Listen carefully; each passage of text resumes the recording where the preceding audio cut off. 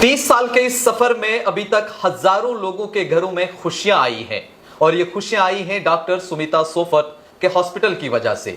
मैं इस समय लुधियाना में मौजूद हूं और मेरे साथ इस समय डॉक्टर सुमिता सोफत एक्सक्लूसिव बातचीत करने के लिए मौजूद है, क्योंकि आज की वक्त अगर हम देखें, चाहे मेल हो या फीमेल, जो आईवीएफ का प्रॉब्लम रहता है या बच्चा ना होने का प्रॉब्लम रहता है, बांझपन होता है, बहुत सारी प्रॉब्लम्स जो रहती है और उसका हल जो है डॉक्टर सुमिता सोफत निकालती हैं। इनसे हम बातचीत करते हैं। मैम, बहुत बहुत शुक्रिया वक्त देने के लिए।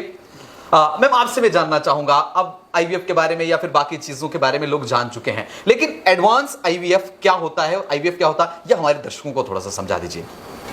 देखिए, एडवांस्ड आईवीएफ और आईवीएफ प्लेन पेशेंट के लिए ही होता है, सेम होता है।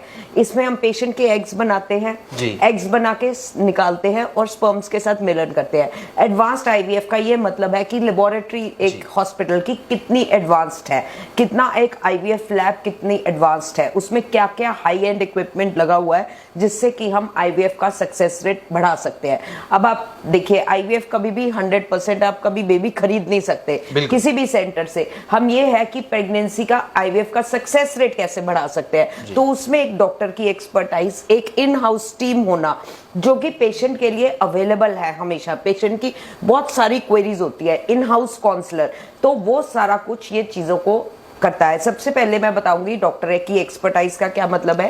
एक रूटीन गायनी यूनिट होता है और एक इनफर्टिलिटी यूनिट होता है। इनफर्टिलिटी यूनिट में सिर्फ जो है डॉक्टर्स बांझपन के कपल्स, जिन कपल्स चाइल्डलेस कपल्स का इलाज करते हैं, और उसमें जो है स्पेशलाइज्ड ट्रीटमेंट आता है जिसे हम आईवीएफ, एडवांस्ड आईवीएफ कहते हैं।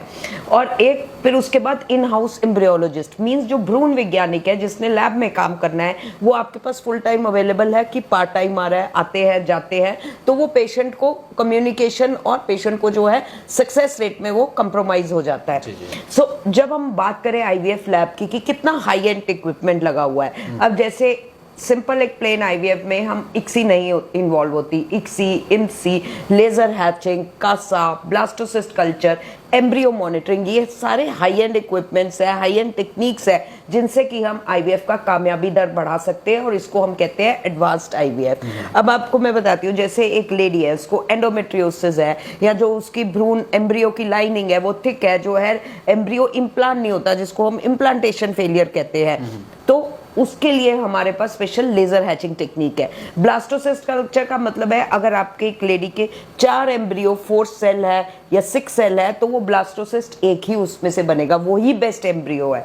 एम्ब्रियो मॉनिटरिंग का मतलब है कि एक स्पेशल मशीन होती है जिससे कि हर एम्ब्रियो की हमें नेचर का पता लगता है कि कौन सा एम्ब्रियो कैसे ग्रो कर रहा है, कौन सा बेस्ट एम्ब्रियो है जो इम्प्लांट करके हमें रिजल्ट देगा। इक्सी, इमसी का मतलब, कासा का मतलब ये है कि जैसे कोई स्पर्म है जिसकी हर स्पर्म बेबी नहीं कर सकता, चाहे एक पेशेंट का आपने देखा होगा 70 मिलियन काउंट है पर उसके फिर भी प्रेगनेंसी नहीं हो रही, अननोन कॉजेज है, मींस की स्पर्म डिफेक्ट तो नहीं है।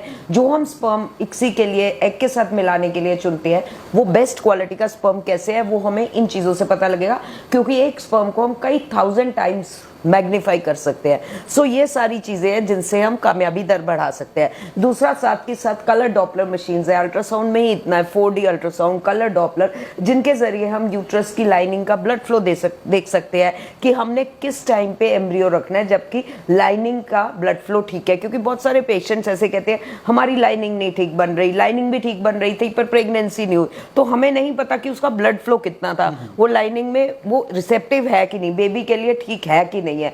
सो ये सारी टेक्निक से हम आईवीएफ का जो है सक्सेस रेट बढ़ा सकते हैं।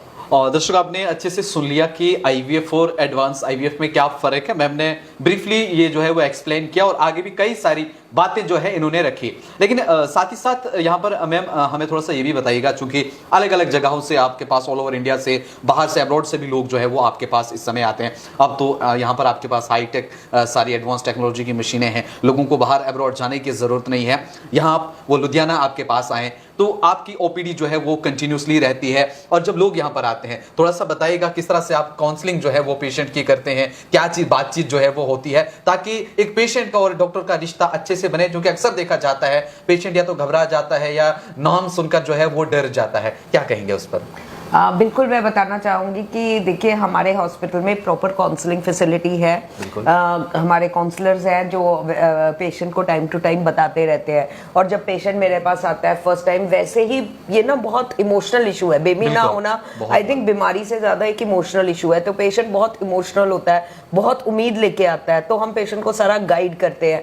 बहुत सारी समस्याएं होती हैं जो कि एक लेडी अपनी फैमिली के साथ नहीं डिस्कस कर सकती, जो हमारे साथ करती है। सो एक पेशेंट को बिल्कुल एट ईज मीन्स उसकी स्ट्रेस दूर करना, जो कि ये सारी चीज़ें कलेक्टिवली एक सक्सेस रेट को इम्प्रूव करती है। और उसके बाद पेशेंट, आपने ठीक कहा, जैसे जम्मू कश्मीर से पेशेंट आया, उसके बाद उसने वापस जाना है, तो वो कब जा सकता है, क्या उसको करना है, आगे जाके कौन से डॉक्टर्स को मिल सकता है, तो इसमें हम सारा गाइड करते हैं। पेशेंट को हमारे पास कम समय के लिए आना है और एम्ब्रियो ट्रांसफर करा के पेशेंट वापस जा सकता है अपनी, और किसी भी अच्छे गायनेकोलॉजिस्ट को दिखा सकता है, और हम उसके साथ ट्रीटमेंट कोऑर्डिनेट कर सकते हैं एक बार जब पेशेंट प्रेग्नेंट हो जाए। क्योंकि हम नहीं चाहते कि कोई भी जो कपल है वो यहाँ पे 1 ईयर रहे, 9 मंथ्स रहे, अपना प्रेशियस टाइम, इवन हस्बैंड अपना काम काज छोड़े। तो वी वांट कि पेशेंट अपना कम से कम समय में ट्रीटमेंट करा के वापस जम्मू कश्मीर जाए, ताकि वो वहाँ के डॉक्टर्स को भी साथ कंसल्ट करे और हमसे ट्रीटमेंट ले सके आफ्टर प्रेगनेंसी। चलिए, बहुत बहुत शुक्रिया बातचीत करने के लिए और तमाम जानकारियां हम तक पहुंचाने के लिए।